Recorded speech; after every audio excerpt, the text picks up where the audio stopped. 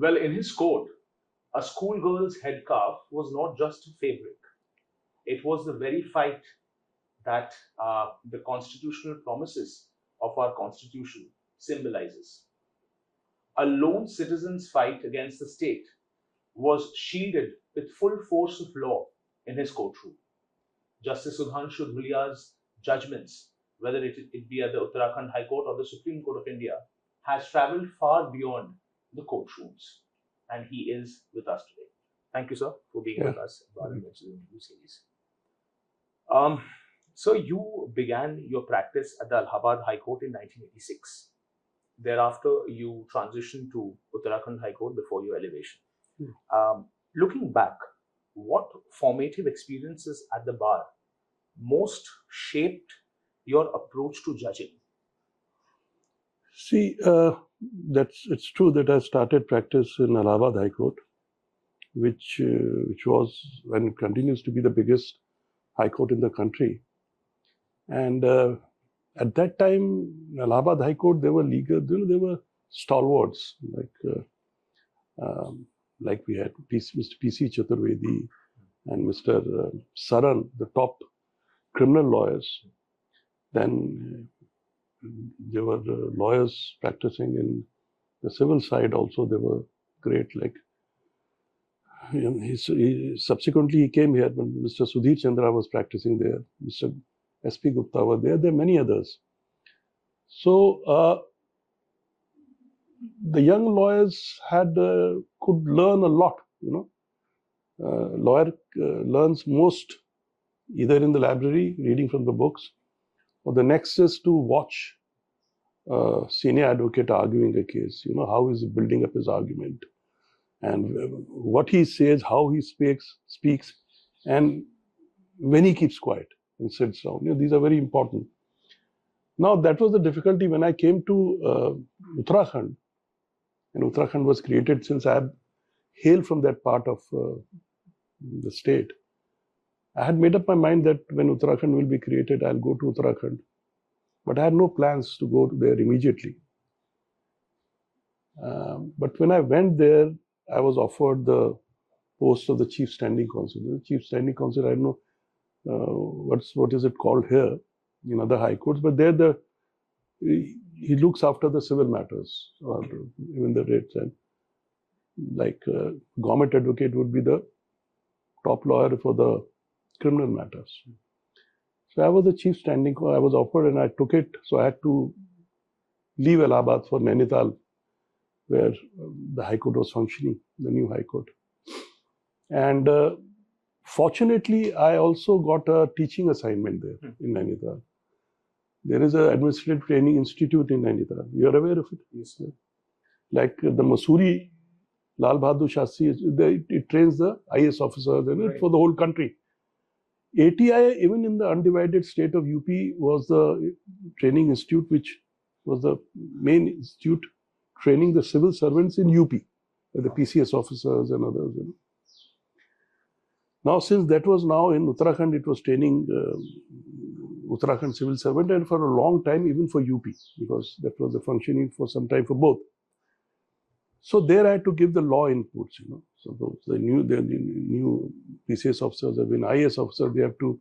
They know something about, let's say, the Gunda Act or some other act. So you have to explain it to them, why it was made, what are your powers in it, what you should be careful about. And of course, about the constitution and the criminal law and the pure civil matters. So that used to take a lot of my time because you have to read for those lectures.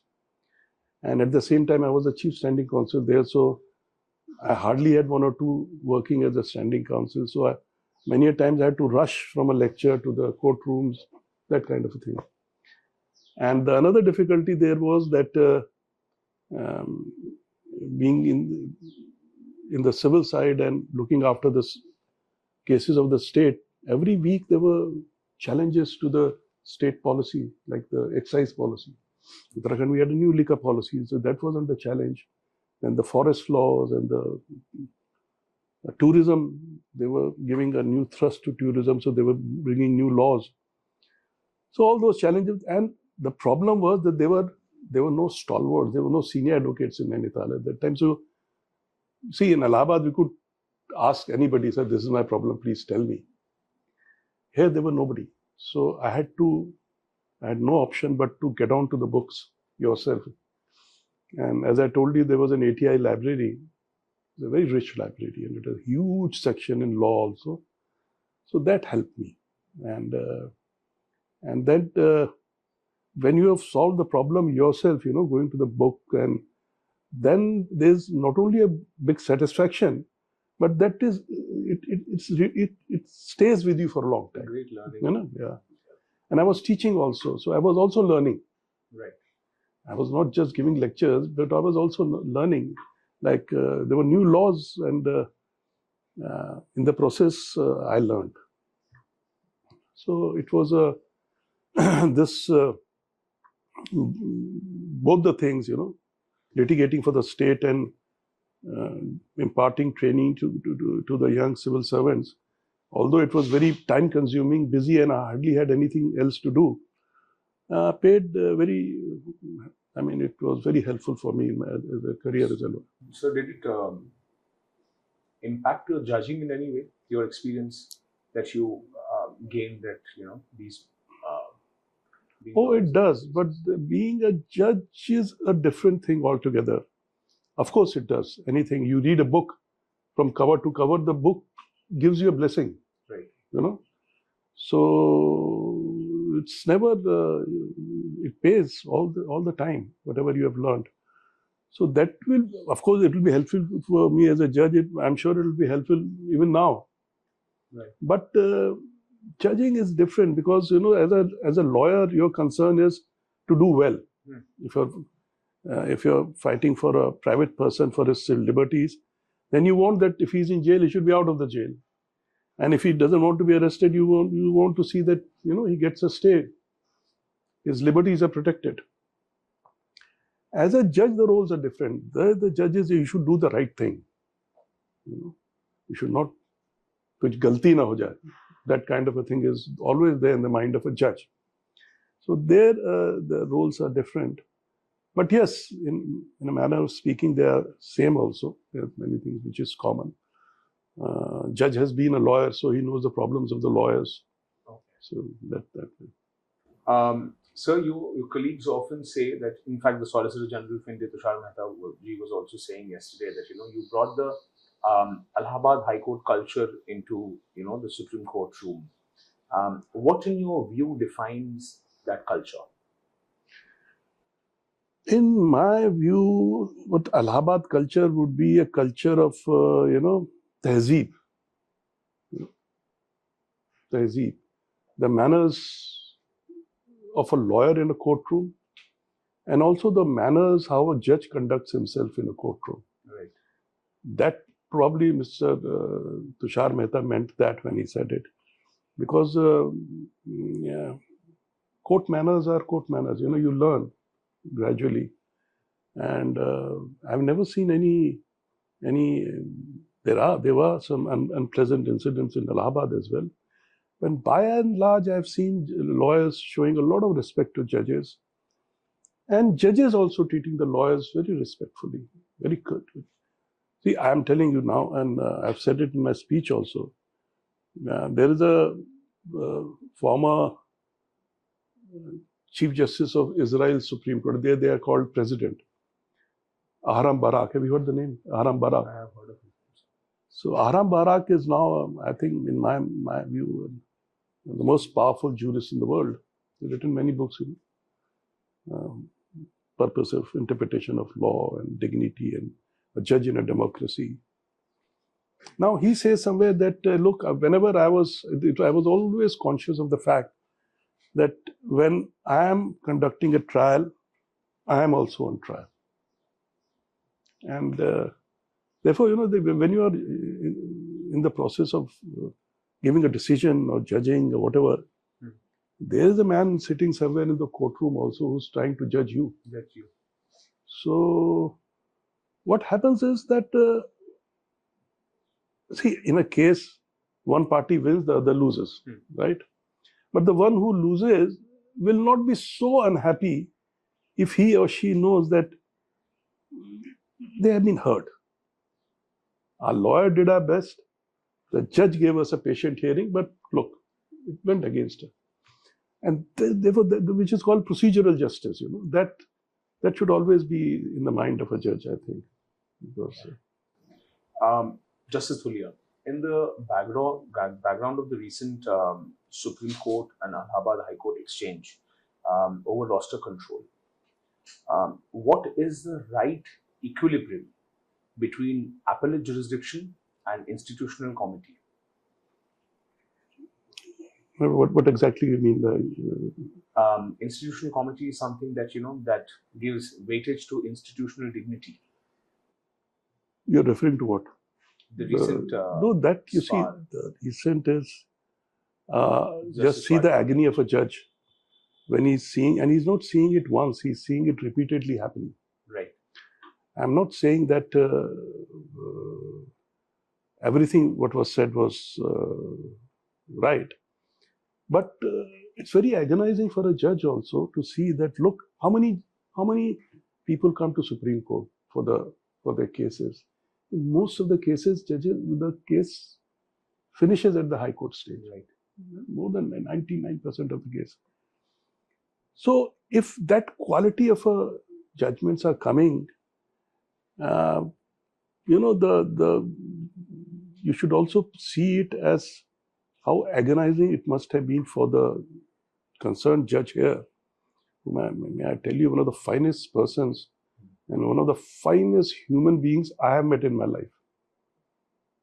One of the finest. See, he never goes to any, he's hardly there in any function. To a fault. The reason being that all his time he is concentrating on writing judgments or preparing for the case. If you see for the last three and a half years since he's there, you'll find that he's one of the most, perhaps the most prolific judge. Absolutely. Yeah? So for him, that moment was, I think that last line perhaps could have been avoided when he said that till he demits his office, that was a kind of it happens with us, it happens with anybody can do that. But apart from that, by and large, you can see the agony of a judge. Because after a day also, I think we had reported about that order from Justice Partiwala's court where he said that here comes another order of the Allahabad High Court in which we're again disappointed. So that probably that again kind of symbolizes, the kind of judgments he's seeing from that particular High Court. Maybe, and it's not for the first time that it has happened. Just see the reason behind it. It's the biggest High Court in the country.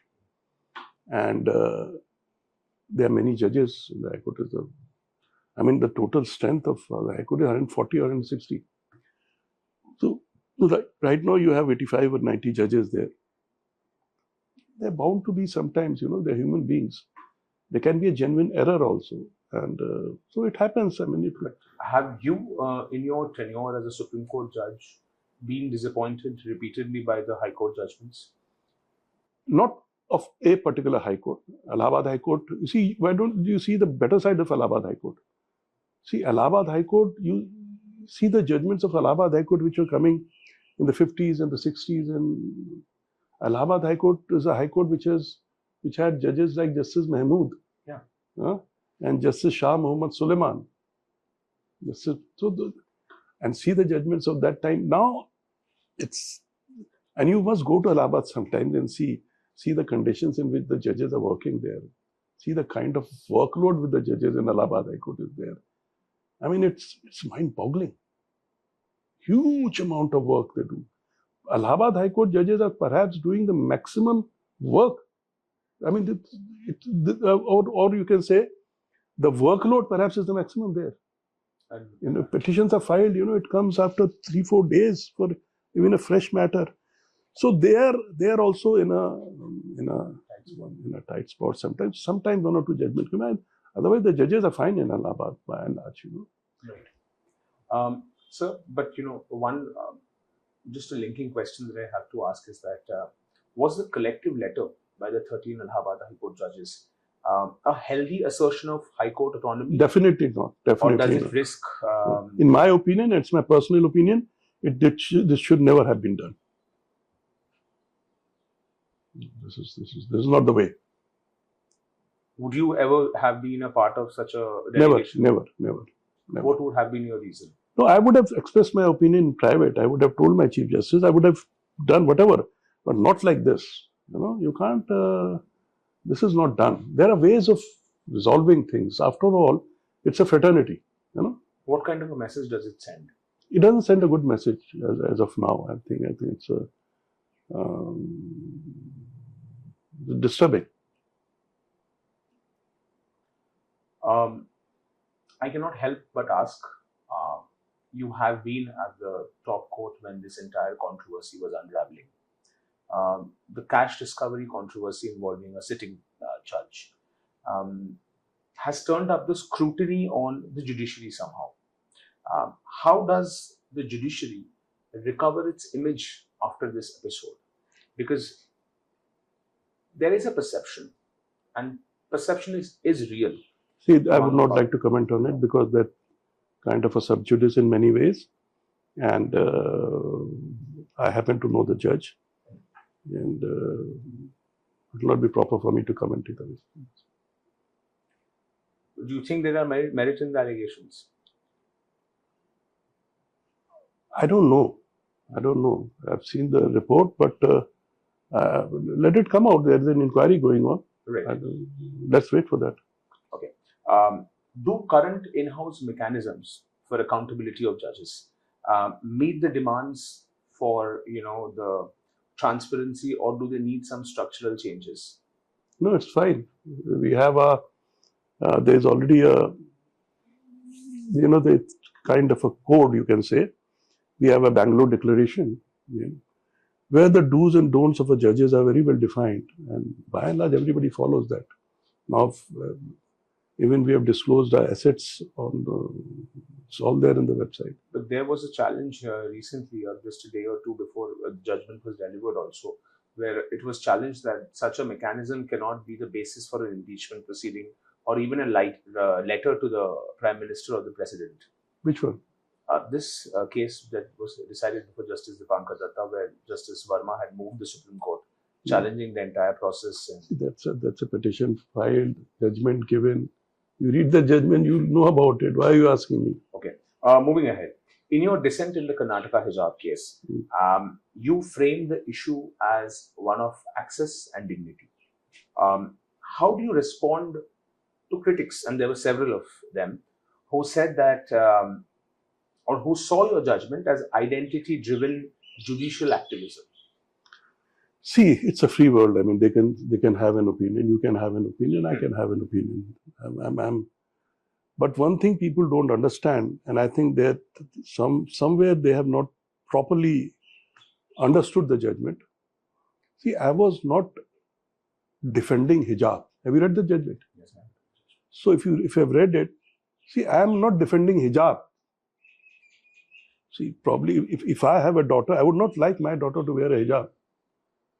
But if she wants to wear a hijab, who am I to stop her? So what I was defending was the choice of women to wear hijab and not hijab. There, perhaps people have not understood it. Was it also because you had petitioners before you who were hijab-wearing women? No, there was a principled approach which I took. You asking a girl to take down a hijab, it's an attack on her dignity. And I was basically also following the earlier judgment of the Supreme Court given by Justice O. Chenappa Reddy in Vijay Emmanuel versus State of Kerala. So that's what, where he said so beautifully that our religion teaches tolerance, our culture preaches tolerance, our Constitution of India practices tolerance. Let us not dilute it. So I wrote that judgment in that spirit of tolerance. That's how it should be understood. I would like to add a bit of line here from the media fraternity, because when we were covering the hijab case, I still remember, sir, your questions were so pointed, and often it happens is that we were just discussing also that the media tries to take a leaf out of what the judgment could be, depending on how the hearing goes. Yeah, you people are so wrong actually. So the judgment came as a because surprise. that what is happening at that time is nobody has made up his mind, and we are also doing loud thinking. Right. So and when we ask questions, the purpose in many cases is to sharpen the contradictions. Right. To get out the best from the lawyers. So that's it. Do you believe that the Supreme Court needs clearer principles on when to intervene in matters touching religious identity, language rights, or cultural symbols? Well, these are very delicate issues. India is a country of such diverse country, There's so many religions, so many cultures. You walk 300 miles, there's a change in climate. You walk another 200 kilometers and there'll be change in language. And so we cannot but be tolerant to one another, that's how. And so this has to be there in our country. We cannot survive without it. So you mean to say that the principle on which the Supreme Court should function is the principle of tolerance? No, tolerance. No, you're asking about Supreme Court. Yeah. See, Supreme Court, when I was giving this hijab judgment, precisely that in many of the earlier judgments of the Supreme Court has tried to see what our essential religious practices are. When when doing the Article 25, 26 and all that. I think this is my opinion, not going. At times, it's very difficult, and rather courts should not define as to what is essential in a religion and what is not essential in the religion. Let those people who are belonging to that religion describe it, unless and until it's against public order or something. Why that's so? It. Because that is why do you say so that courts should not define what is essential? Because it's not their job. It's not their job. It is not, because you are then entering. Sometimes, a situation may come when you have to. I think there the courts are entering into a very delicate arena. Then what is your view on the triple talaq judgment? The triple talaq judgment is on various grounds. The triple talaq judgment is again on the constitutional values, constitutional rights, and when you weigh those factors to these practices, then of course you'll be protected by the Constitution. Broadly, it is that.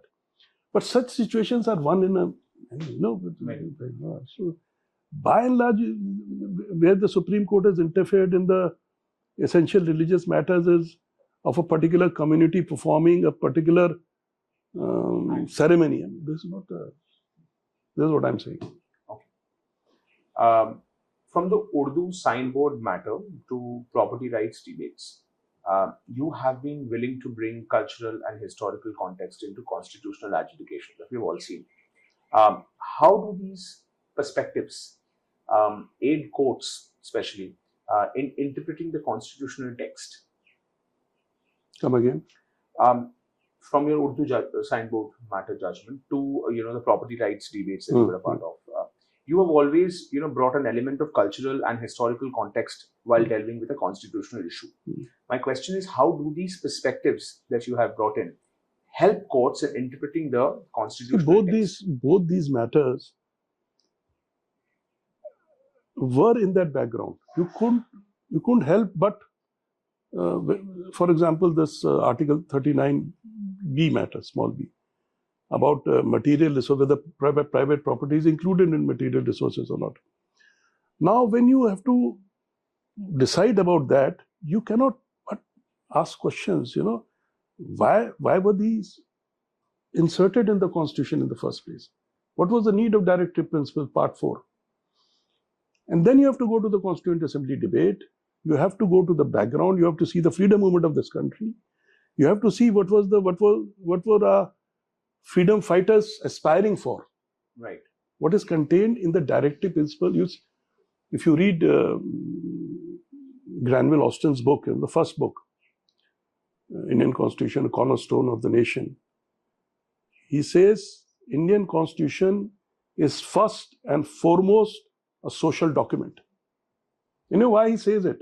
He says it because the framers of the Constitution, and it's reflected particularly in Part 3 and Part 4 of the Constitution of India, the framers of the Constitution had a vision for this country. Right. This is how this country is going to be. Right. There was so much inequality in this country. There were, on the one hand, there were zamindars and big landlords, and on the other hand, you had poor peasants, landless people who had no idea where their next meal is going to come from. That kind of a poverty was there. Now, in that situation, you know what happened? The first thing which happened in this country was zamindaris were abolished. And then, since the law being the state subject and the land being the state subject, this couldn't be an act of, could have been, but this initially it couldn't be by the parliament. So every state did it. There was a UP Zamindari Abolition Act and the Bihar and the Punjab Land Reform, and it happened all over the country. And everywhere it was challenged. Fortunately, the Allahabad High Court gave its, upheld the validity of this act, and so did Supreme Court. Because, you know, you couldn't have done it without it. And the same idea, which you may call socialism, is also reflected in Part 4 of the Constitution. If you read Part 4, read Article 38. The aspirations were that we should all be equal in every respect. Right.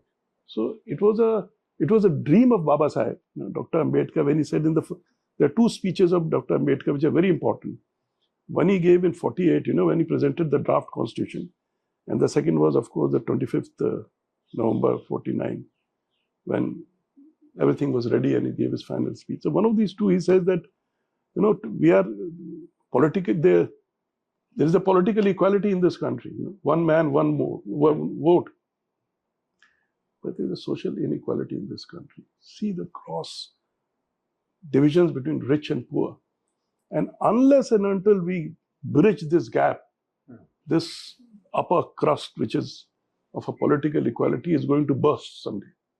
Right. That was the apprehension of Baba Saheb Ambedkar.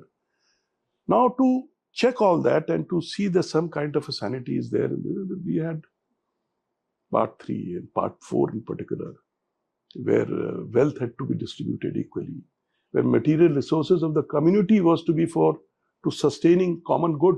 Those were the ideas. And when I read them, the only answer for me was to uphold those and to see yes, private property has to be a part of material resources. Why not? Right. It has to be a part.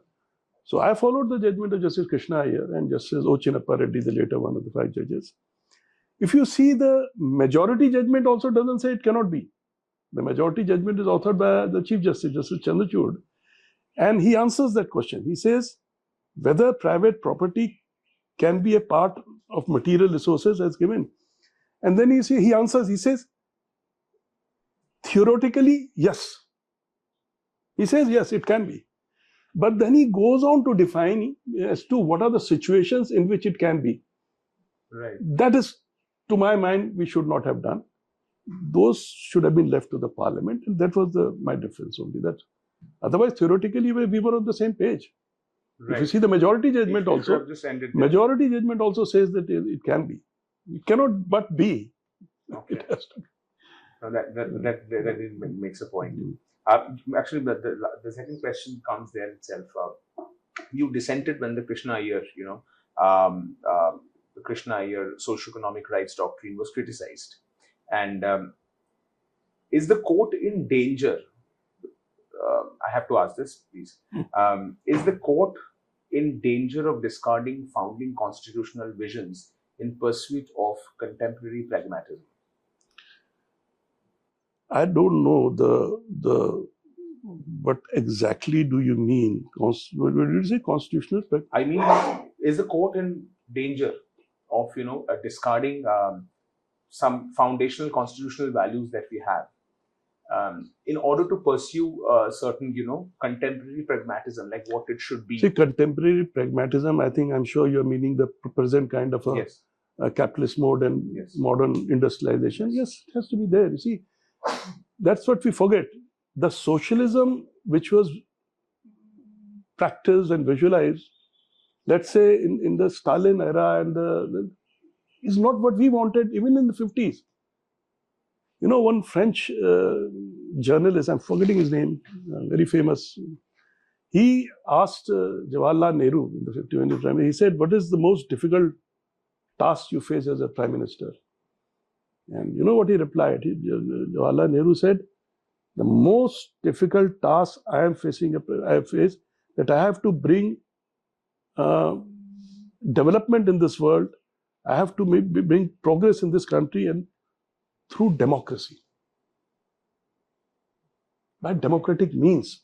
So in our country, when you find the word socialism in our preamble and in part 4, it is a socialism of democracy. It's a democratic socialism. It's a different kind of a socialism which we had visualized. Now, even that socialism has been diluted. Now we have a different kind of political economy which is working. So you cannot have that rigid kind of to that extent. You're right that those rigid formulations of the 50s and 60s will not work. In today's world, it cannot work. Right. You know, because but that was you cannot discard them because those judgments have been written in a particular era. Those judgments have see, everything has to be seen in the context. The context is very important. Why were those amendments made? Why were the judgments came later on? You have to see in that particular context, and then you realize that yes, uska bhi ek time tha, aur iska bhi ek time hai. And so will the judges react. So will the courts also react. Basically, we're talking about evolution. How do you evolve? Oh, definitely. You cannot. Today, a lot of wealth has been created by this present liberalization. Just see, but it is also creating a lot of inequality. That is my worry. Yes, true. Justice Dhulia, the Supreme Court has been a polyvocal institution. We had two former judges, Justices A.S. Oka and Justice Bela Trivedi, having diametrically opposite views on bail being the rule. On principles like these, do you think it is necessary for the judges of such a court to speak in one voice? Yes, ideally, this should be what you're saying. But then the ideals are not the ideals are the ideals which cannot be achieved. You know, this is a wishful thinking. All judges cannot be the same. All judges cannot think the same. Judges will have their own ideas and perceptions. But yes, I follow the principle, you know, that bail is a rule and jail is an exception. So you have always... Yeah, always. On the long-standing issues of pendency, there are critics who believe that the overburdened judiciary is what the executive wants, given how much litigation stems from government appeals. Do you agree with this particular view? That somehow the executive wants an overburdened judiciary? I would not know. You can ask the executive about it. But whether they're consciously doing it, I don't know. I hope not. But Supreme Court, I'm sure, is overburdened with a lot of appellate jurisdiction, you know, right. Like NCLAT appeal and the consumer appeal, and that if the less it is, the better it would be. So do you think, have you ever thought that a separate Supreme Court of Appeals is a workable idea? That's a thought which is now coming in the mind of many of the judges, because they are thinking that it's just an idea. I mean, I don't know. One will have to think about it. But that between Supreme Court and the High Court, if there is an appellate court, like you have in Sri Lanka, something like that. But will the appellate court be again appealed? Then it should stop there. Then it, of course, it cannot be. But then you cannot stop the 32 jurisdiction and to some extent even 136. So but some burden, some relief would be there in the Supreme Court. Now, most of our time is, you know, consumed in bail matters. And then second is this matrimonial matters. Yeah. Particularly this transfer petition, you know. The husband is in Trivandrum and the wife is in Patiala. And then that kind of they have a genuine problem. Yeah. The people, so they will come to Supreme Court, you know, because they're getting relief here. So I'm not blaming anybody. It's about least the litigants who come here, but along in the with process, the court judiciary time. Yeah. Court should be deciding constitutional matters. Benches. Benches should be. That is what Supreme Court was Created for. created for. You narrowly missed out being part of the collegium. The process of appointments has been criticized since time immemorial, and also has been criticized as a give and take between the judiciary and executive. Given the government's inaction on a number of collegium appointments, at some point or the other, do you think it is time for a different approach to this entire situation?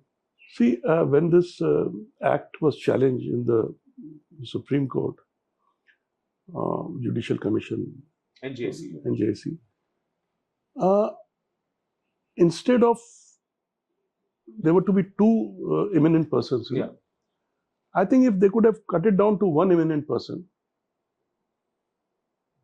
just one eminent person, and other being the law minister or somebody from the executive, it had to be, and then the three judges, Chief Justice and the two senior most judges, and then I think that could have been a solution. Purpose could have been achieved, what the Judicial Commission was meant to be, but that didn't happen, and so we are stuck with this. Yes, sometimes the appointment is stuck for a long time, but ultimately they do. I mean, they come about. Yeah. It's not that. In the years ahead, what is the greatest threat to judicial independence? Political interference or erosion of public trust?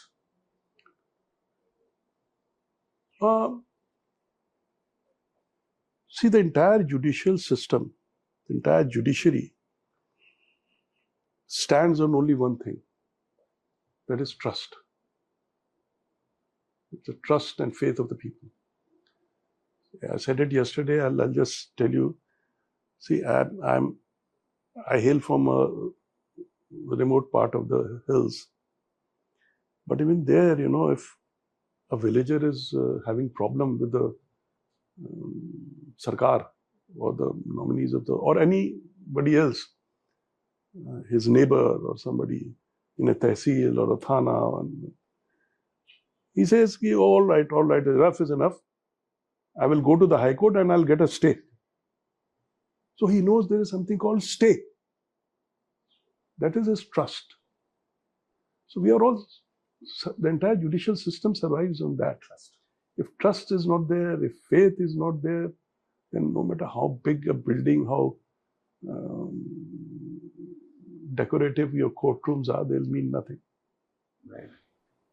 I had asked you a question about your phenomenal judgment in the Urdu signboard matter. What kind of, what were the constitutional values that were there in your mind when you were writing that particular judgment? See, when this judgment came, the petitioner's writ petition had already been dismissed by the Bombay High Court, right? And a very, very good judgment of a division bench of Bombay High Court, saying what kind of a thing is this, So easily I could have just dismissed the petition. No, it's not, there's no point, and we have no scope of interfering in the jurisdiction we have under 136. Ek line karke, we would have just dismissed. Right. But I don't know who was sitting with me, my brother judge, who said, we'll have to say something. Let's hear the other side and then let's see. And therefore we, ultimately, it's again, it comes back to tolerance only. What is the language doing to you? Urdu is a 8th schedule language. Right. English is not there in the 8th schedule. Urdu is there. So, and Urdu was a language of courts earlier. Urdu got a bad name, sort of, because of the partition of this country. And because of Urdu becoming a national language of our neighbor, Pakistan. That was a problem. Because everybody knew, people were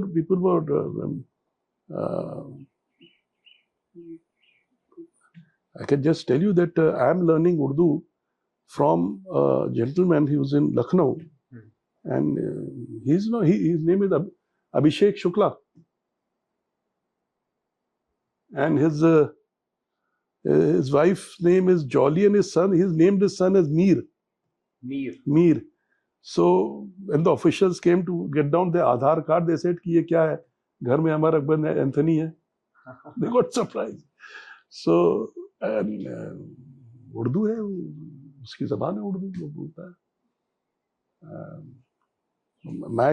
Nana, he was in Arya Samaj Pracharak in Lahore. I'm talking about pre-Independence Day. And he used to read a paper used to come for the Samaj, and it was in Hindi. But in the evening, he used to read another person because his neighbor was a munshi of some lawyer there, and that paper was in Urdu. So my Nanaji could read Urdu, who was an Arya Samaj Pracharak. At that time. Because Urdu is a language, you ask for, Urdu is Hindi. Basically, yes. So, the son of Premchand, Mr. Amrit Rai, was himself a very renowned writer. Right. He has written a book called A House Divided. It's in English. And his argument in that book is that English, and Urdu and Hindi is one language. One language. They may have different scripts. This one is Persian, the other is Devanagari. But language is not because of the script. It's the syntax, it's the grammar. That is the same. Somebody has said it, I don't know, that as long as you understand it, you say कि ये Hindi बोल रहा है. When you don't understand it, you say ये तो उर्दू बोलने लग गया. The difficulty is not with him. The difficulty is with you. So that is what the message I wanted to give. That Urdu is indeed a profound. It's an Indian language. This language was born in India. Absolutely. So don't. That's what we said. That we try to make friends with Urdu. And my brother judge, I think more than me, the credit should go to the brother who was sitting with me, Justice Vinod Chandan, who just stays across the road. See, he doesn't understand a word of Hindi or Urdu. Absolutely, yes. Right? But he understands very well the Constitution of India. So he said, when I wrote, he says, the only difference, he said, you change this. When I said, you make friends with Urdu, he said, let's make friends with all the languages of this country. I changed into that. So just see that was his yes. So we are defending, when we are actually not defending Urdu. Again, we are defending the Constitution of India. Right. Right? So it was in that diversity spirit. Probably. Diversity of India. One thing I have to ask you, sir, since you have been a jurist and you are a jurist, there is a very seminal issue that's facing the Supreme Court of India, which has not been decided so far. It is the Places of Worship Act. It is the Places of Worship Act, and it's an issue that demands attention. Still hanging. What is your view on the subject? See, these matters are again sub judice. I would not like to comment on these, and let's leave it at that. But if you read the Constitution Bench judgment on Ram Janmabhoomi Ayodhya, I think all your doubts will be cleared on that. It's just read it. I'm sure you'll not have any doubts on that. Right. Even after reading the judgment, the questions were raised. That's why. Right. That's why. Okay. I'll just wrap it up now, sir. Do you support a formal framework defining boundaries of attorney-client privilege in India to protect both lawyers and the judicial process from investigative overreach? Yes, I do. Yeah. You do? Yeah. What has been the most challenging decision? No, depends. There are some where even the relationship will not count. If it is depending upon the matter.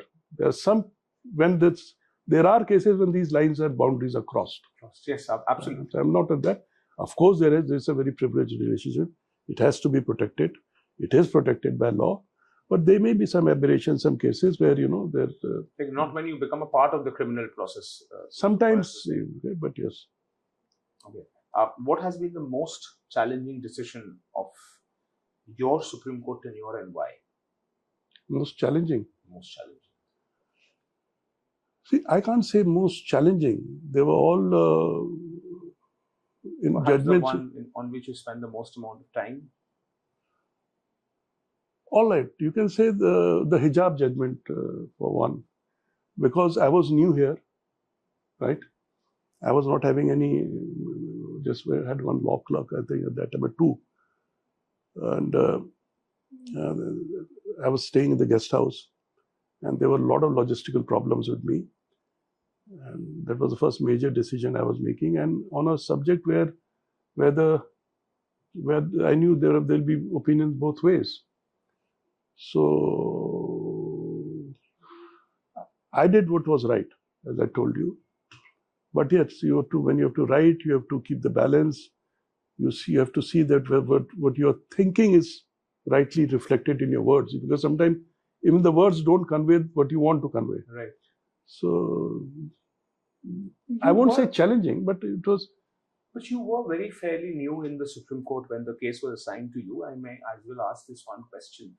I have interacted with a lot of Supreme Court judges, and they are very, unanimous when they say this, that it takes some time for the Chief Justice to assign them matters which has, national repercussions or ripple effects, etc. For you, that hijab case that was assigned to your bench was indeed one such matter.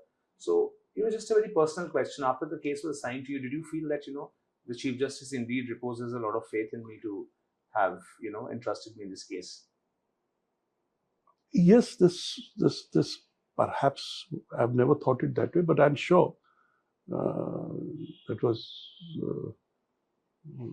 just so. If it was, I'm sure that Justice Lalit reposed that faith in me, because I was comparatively a young judge, new judge in the Supreme Court. But then these challenges, challenges were not new to me.